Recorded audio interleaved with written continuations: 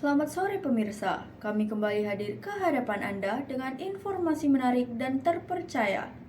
Bersama saya, Mutiara Munbening, inilah informasi selengkapnya. Pemirsa, pihak kepolisian masih mendalami kasus penganiayaan yang berujung pembunuhan terhadap seorang perempuan berinisial AIP usia 20 tahun yang diduga dilakukan oleh suaminya sendiri berinisial MA usia 29 tahun di Kabupaten Asahan, Sumatera Utara.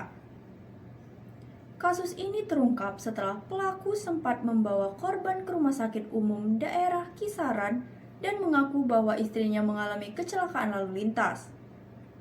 Namun, hasil otopsi menunjukkan korban mengalami kekerasan sebelum akhirnya meninggal dunia.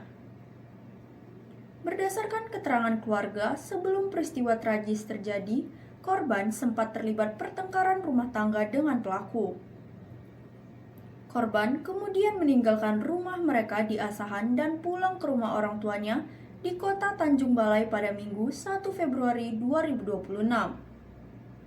Pada hari yang sama, pelaku sempat menghubungi keluarga korban dan menyampaikan keinginan untuk bertemu dengan alasan ingin menyelesaikan persoalan rumah tangga mereka.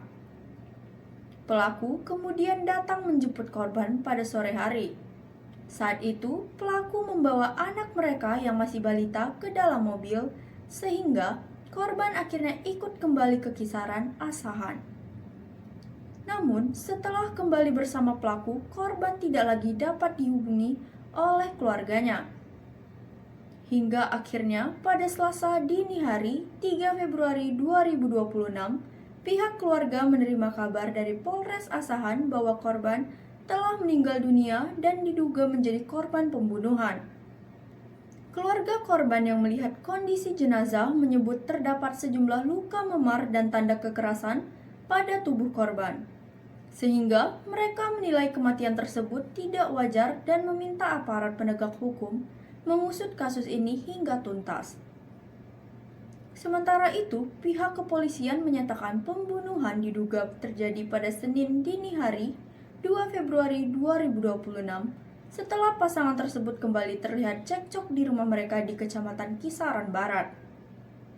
Dalam pertengkaran tersebut, pelaku diduga menganiaya korban hingga mengalami sesak nafas dan akhirnya meninggal dunia, meski sempat dibawa ke rumah sakit. Polisi memastikan pelaku kini telah diamankan dan ditahan untuk menjalani proses hukum lebih lanjut. Pelaku dijerat dengan pasal terkait tindak pidana pembunuhan sesuai Undang-Undang Nomor 1 Tahun 2023. Demikian informasi kami di sore hari ini.